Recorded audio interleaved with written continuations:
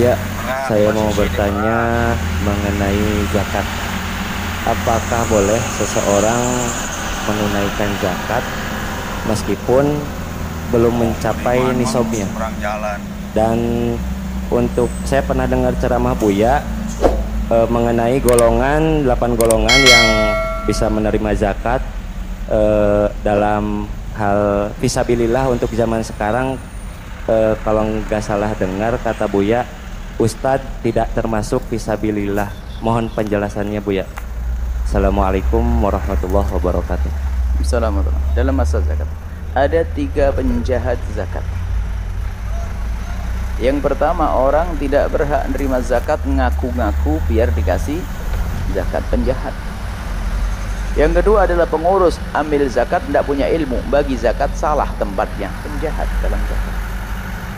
Yang ketiga adalah orang kaya sudah wajib bayar zakat, bulat nggak mau bayar zakat, maka dia adalah penjahat dalam zakat.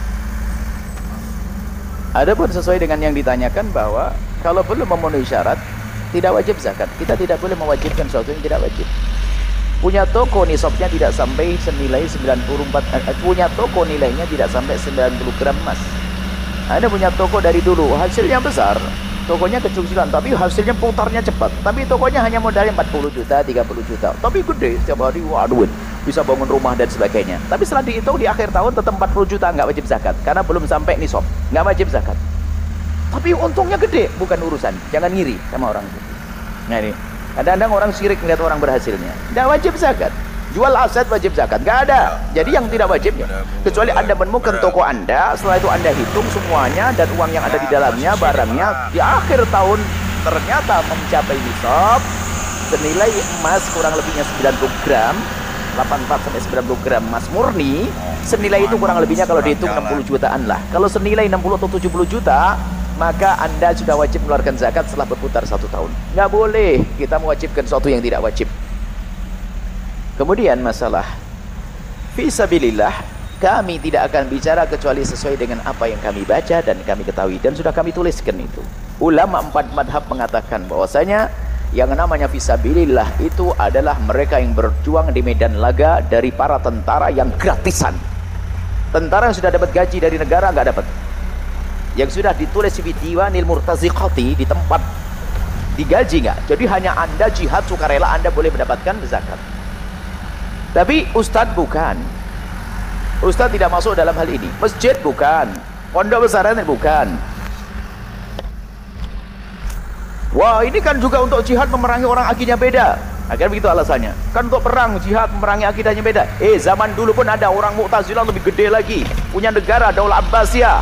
Tapi pun fatwa ulama tidak pernah berubah lalu berkata zakat boleh diberikan oleh kepada penuntut ilmu. Mohon maaf. Ini adalah masalah ilmu. Berikan haknya orang fakir. Kalau Anda merasa kekurangan orang fakir, datang ke sini. Kalau kebanyakan duit saya hantarkan. Ayo pergi ke rumah sakit. Saya kalau keluar rumah sakit itu, mohon maaf kadang-kadang harus agak cepat jalannya melihat. Itu banyak orang ada yang obatnya belum sudah ditebus, tapi yang jaga juga harus tinggalkan kerjaannya, nggak punya uang macam-macam. Nah, biarpun sudah dapat misalnya jaminan kesehatan misalnya, yang dijamin kan yang sakit, yang jaga. Kalau Anda merasa kekurangan orang fakir, tak cari ke orang fakir. Nggak usah nyumbang, nggak al-bahjah dari duit zakat Anda. Selesai. Nggak ada, kita nggak boleh. Dan itu keyakinan dan saya telaah waktu itu. Memang ada orang akhir zaman mengatakan boleh. Itu urusan beliau-beliau. Saya tidak berani mengatakan seperti itu. Ulama 4 madhab dari muwasilin semuanya. Ada kami tuliskan dalam tulisan dan alhamdulillah waktu kita semacam ini mengucapkan fatwa ulama semacam ini disambut waktu itu oleh pengurus MUI dan Badan Amil Zakat. Kita ada diskusi, Anda bisa lihat 2 jam kita diskusi menyampaikan kebenaran. Saya meyakini kebenaran. Karena ini adalah apa? Karena kita berurusan dengan orang fakir saat ini. Hari ini pun tidak semua bisa kita tangani kok. Sudah gitu membuat pondok Al-Bahjah. Kok zalim banget ini. Siapa pengurus pondok Al-Bahjah itu kok nerima duit zakat orang fakir di kiri kanannya, jangan ada yang masuk rumah sakit gak bisa. Hati nurani kita perlu kita hidupkan.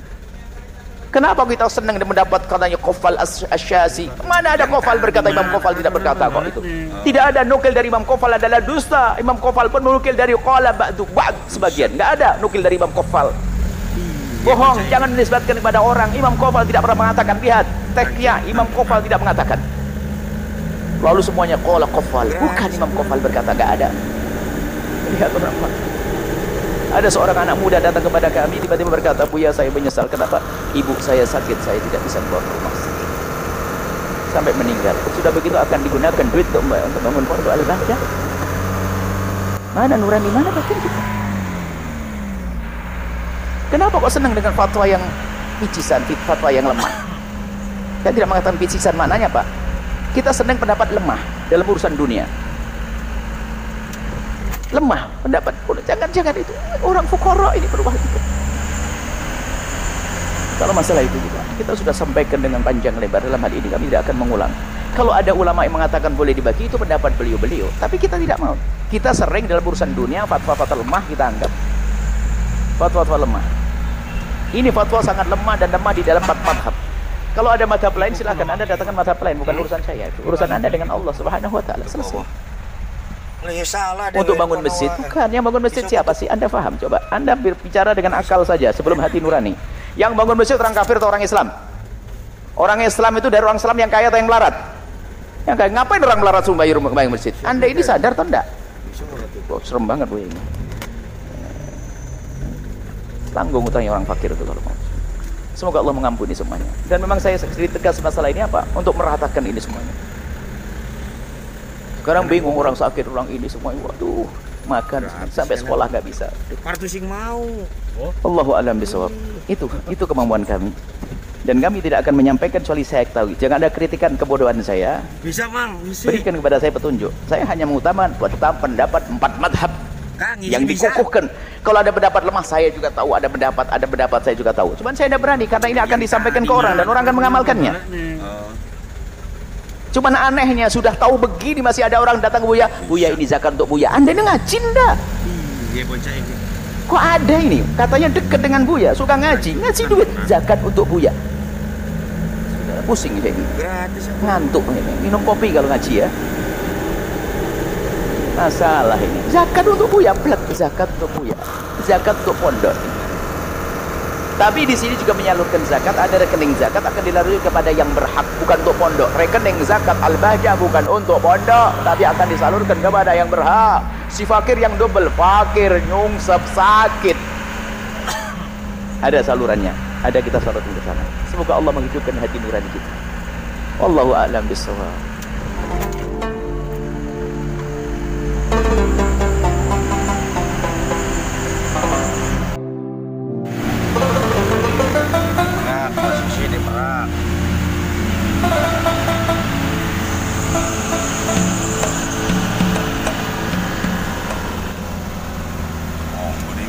Seberang jalan.